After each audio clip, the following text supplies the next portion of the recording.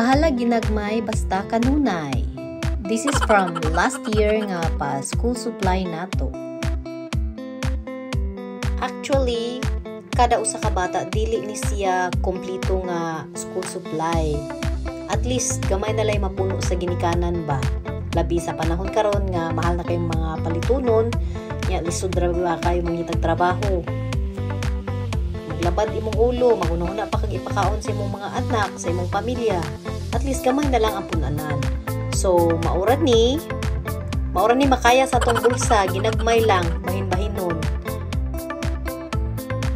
Share your blessings lang yun taani, bahala ginagmay. Kay mobalik raman puda nato ihatag sa Ginoo. Kahibalo ko daghan mo nang inahanglan ani, ug dili ta mo mahurot og hatag.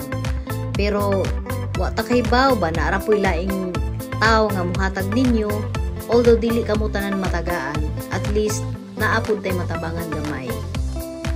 Bisan busy tang tanan sa atong pang-adlaw-adlaw, ato jud ni tagaan og time.